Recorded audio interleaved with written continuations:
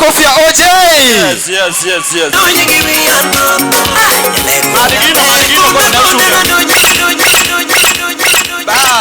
Bas. Josia ya untie. Daka winju untie. An kod gima tindo tang'e ngisa gidonge. Gima ruoth ominya kitigo maber. Adonjo gi wiya nono kaka indo wacho koso kadonjogo. Adonjo koso kadonjogo. Bas kawuono adonjo Siaya for the first time. Mae biro na Siaya mokwongo. Jo Siaya nyaka waluore uru. Aluoro u mang'eny kamune na chung kane nyathi nyaguow. Ung'e nyathi nyaguow. Nyathi nyaguow tiende ni mama wa nya Siaya ka. Koro miya luoro u mang'eny ma weche moko mawinjo ka landore ni ng'ato riethore ni Siaya sijui roundabout otimore ne. Mano wach moko anyal kata temo na awache dhoga. I cannot say such a thing. Awuoyo roundabout du kaka ng'a. Tan watu. Ere gimomiyo tanga awuoyo roundabout du. Achaya mathindo go kaero kendo joma wuoyo roundabout du abiro chwanyorago kaka watnu. I don't like it. Iwuoyo roundabout jo Siaya nade ini ng'a. Oyuma manoda I don't tolerate. Jo Siaya wan wede. Dala wa ino mabe asego kanyada.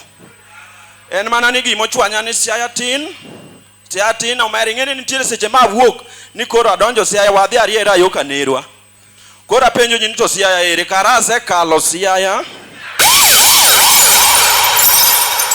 Asekalo Siaya inyisa ni Siaya ni we chien cha. Koro miyo Siaya tin teme uru Siaya tin saidi. Okomora. Ochwanya bas koro nitiere gik madwana wuoye. Andisora koso kandisora number 1. Aromo dok dala gi nyako koso karomo. Daku wach motegno ulu lessons daka winji. Nyako moyie kodogo en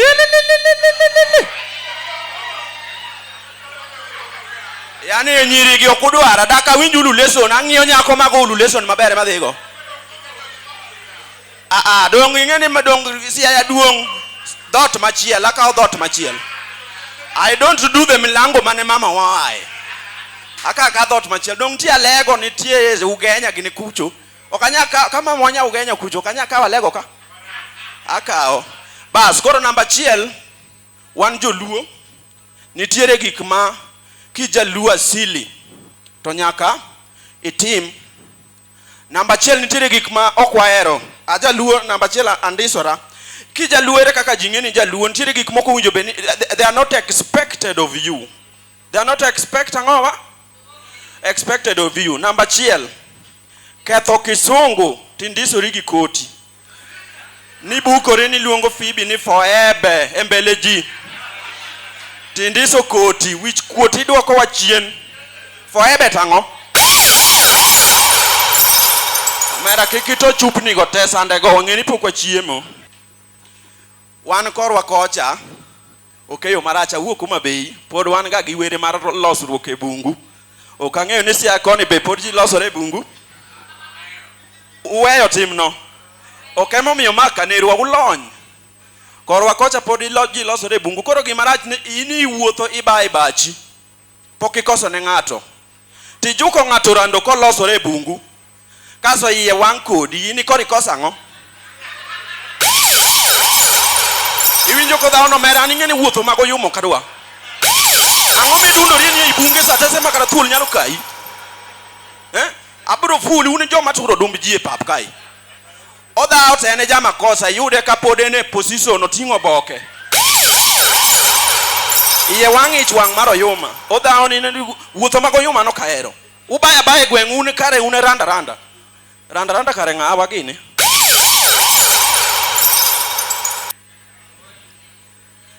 Miluma notera Nyamkamba ndalo moko. Nairobi kamuna ena nikikuona bere.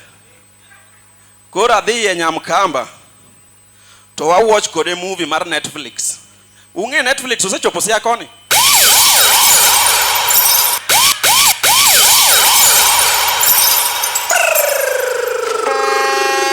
Koro wekuru kuot anagonu story.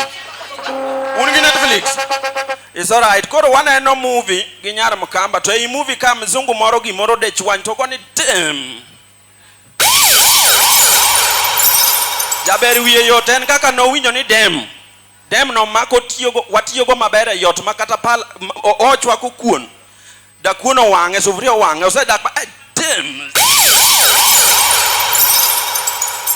sufuria ko wangi tichake go e dem okelne report ni nyathini okose school ongwenyo nyathi wadgi kendo kwalo pencils mag nyithindo wetene osejaj ne damn.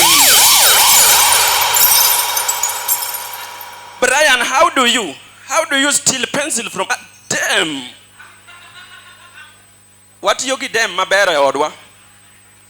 Koro damn ni an kumorach na ni seche moko kata wan mana odwa wadong ma ji ariyo onge ng'ama osekoso no wan kode e iye kocha e kor joma dongo kocha watimo timbe wato dem ni otiyo go mang'eny ahinya ma dem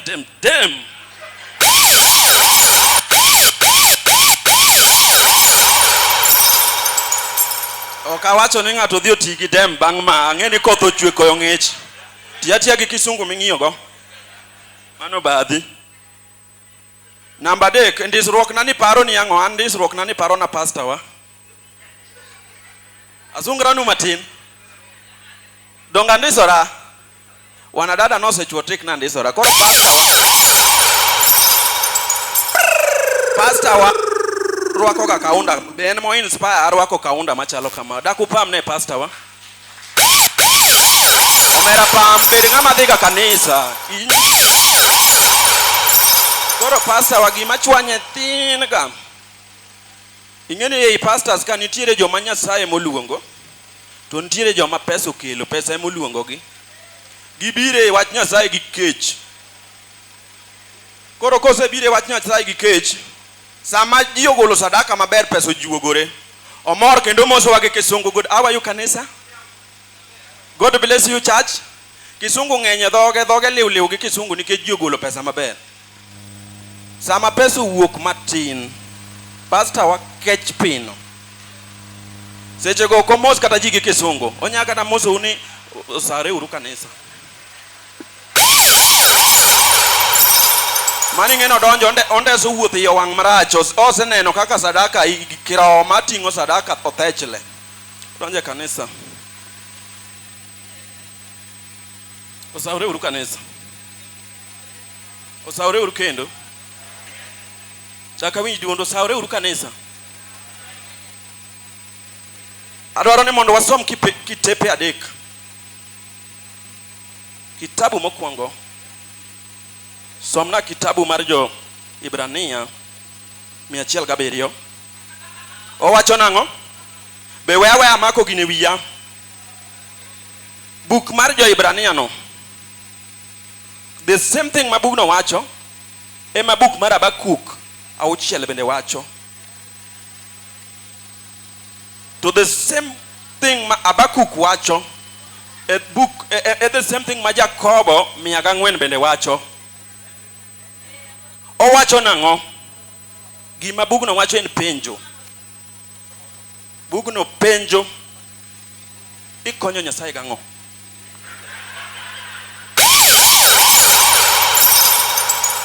ikonyo Nyasaye gang'o kaminyiere no okamor kama chung kane apenjo ukanisa Nyasaye chamo kuon iseromo gi Nyasaye ko ayalo timo buru tiende otimo buru iseromo go ruoth odich gi Ewa momiyo unono uyweyo ne karo timo kamano nikech ang'o ero gi momiyo adhi e od Margarita tichwako na manya uchaye wach Nyasaye machal nade ochwako mahanya to oganda to kano kaso jomoko mor nyiero. Do you think it is a laughing matter? The same thing in not him na od Dumtila gikelo aruda gikun bel ang'ama jadolo jamni kata mopidho kodong ruothe momiu ang'o momiyo keto jatich Nyasaye gi kech Nyasaye dong nigi teko ini paro kata nan mane river nyando golo wat sadi mani ngeno yalo ne jomo okodhi sikul ok yani river nyando onge wats mogolo bok en kata ora River Nyando golo words adi. Apenjo, River Nyando golo words adi. Ipane words magino golo dipim kata kiteko mar Jehova Nyasaye. Bende dipim? To karango ma mono ubedo jochiwo u support wach injili. Asebede nyoluoro week ma wiga mar ariyo ka kore ko jadolo kirawo chalo kako chalo no. Uparo na mor.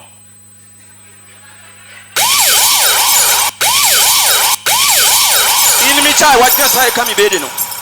Ipane Nyasaye osetima ngimani. Ini paro ni kata man epididymis ni kami bede no tima ngosane.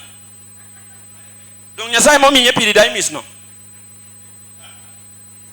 Duodenum ma in go mose konyi kata epiglottis.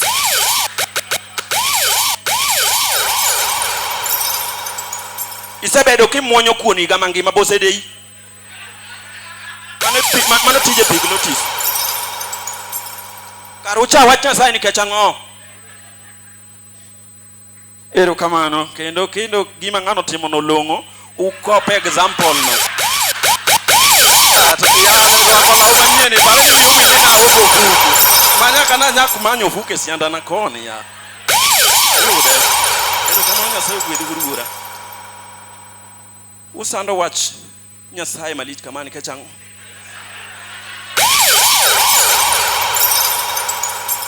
Be injili chuo ikami bede no.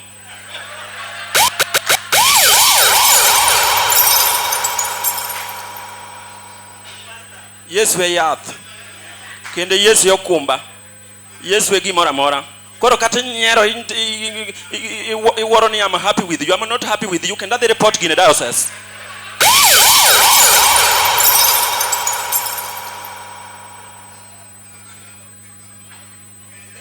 Bas, namba 4. Wawera gi wach pastors okadwa ni mondo anga wuo kar kato kasto ni o. Oje no wuo kuom pastors marache tiende mineno kuot no. Namba 4 ada wuo kuom Ohangla. Otiena Loko ka wuo kuomi.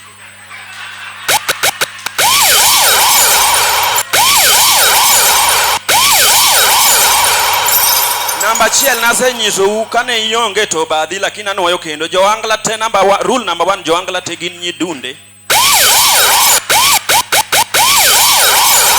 Dada no dwano chach wach injili no kalo samayalo oyiengo gik malich ma ruoth bende emochweyo.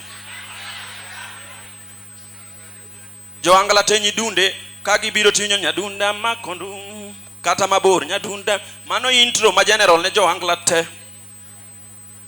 Rule number 2 Ohangla te randere makato pugno kaka pugno ni to samo chako thum nyako wach ne randere okawuo kuom ema jalamo. Ohangla te rondeche. Koro kuom wachno nitie were moro ma wero gani ni wewe Bwana diwe daka win kuolo ni wewe Bwana ni wewe Bwana ni wewe Bwana ni wewe Bwana ni wewe Bwana nitie kaka we mayom katoko chopo ire Bwana to Bwana be mor. Koro Ohangla rule number achikora kalo rule number dicha number 4. Kapo kadhi ni wewe no Ohangla te to ero kopore. Sani wan gi prince inda luongo ni the doyen. Nunge doyen u. Kasto Elito to luongo ni the goat. Dong goat tungeyo. Dong pidho diek. E goat no. Ineno ni ko wach ni the goat kori wuoro ni en gimo malich jomoko wuok kata ni en chiemo mo. The goat en na diel. Kasto ng'ato wan go ni Musa Jakadala luongore ni the joy man. Koro gikopore kamano. Koro rach gi ni upcoming moko mawuok. Kosewinjo ka ng'acha luongo ni the doyen, the good, the joy man. Tembo ng'iyo the manyalo donjo kode ni to the what manyalo donjo kode. Koro kata okia kisungu manade to kata ni the kisungu moro matije tek moko ng'eyo the hopeless.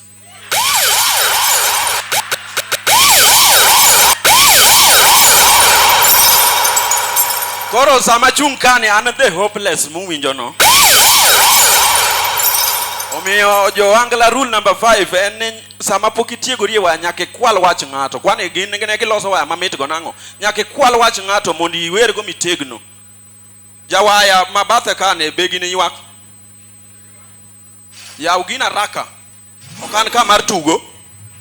Bas, goago waya mora mobire wi ni wewe cha adwaro ni the hopeless ong'yane ka konya kwale mondo donje wende masani.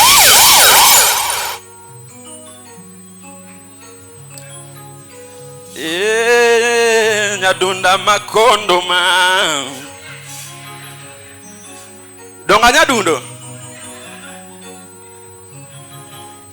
Wema adwaro ni gona waya mar Ohangla we gona ni wewe nikech wakwalo wende ni wadwoke mamuon thumo kufwenyi tidwa expose waga wendo Ohangla manyasani mobire wi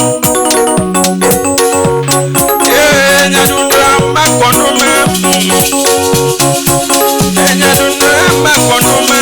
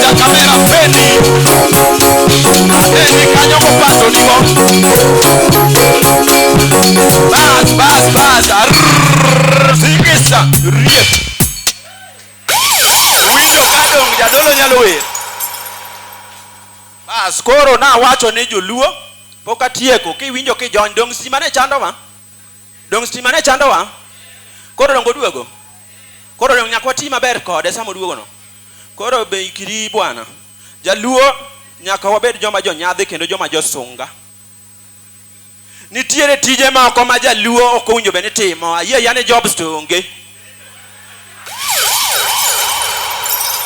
jaluo modhi e gym wuod lo modonje gym mago gerom gi kabat be yude dhondara ni boko tong to ne ji tong ni is it worth it iboko tong nade in kata ni uso sweet idonje gari ni uso sweet ni minyodho gi minyamo are you serious ero kamano for pure example I will insist on important points obuku nani rwenya sate akiani banga serious Kwani kawa secha dimonda lani ofuku na onge sianda na ku ofuku ni ku. Mimi ya pesa take tu mimi ya uwinjo na ade kamibeti. Kuchwanya ranya doke injili. Tich namba 2 ma jaluo kunjo bene timo. Dada an mamori. Nikech nyeno tokumori achako neni chon. I'm just saying it on a light note. Light note no. Jogo light note muwinjo no is touchable. Light note. Ingene ntire dongunge delaru. Iunungene pane do delaru no riembe kanya kan kichango. Ne gigolo node moko mayot ma kotere ratil ti ma pesa koso motas. A light note muwinjo no. Koro doino kara kanyene umiya note mapek seriously. Demo miya cha. Ema, ino kan note mapek. Mae koro kambi mano donjo manyien. Bas. Maneno ka koro tucho kuok na rwokne, gimoro nyisa na adhiya mondo unu koro joma nyalo mi unyiero pod ng'eny kae bwana ne. Ok anya wuok e stage anyhow, chuona thuma wuok.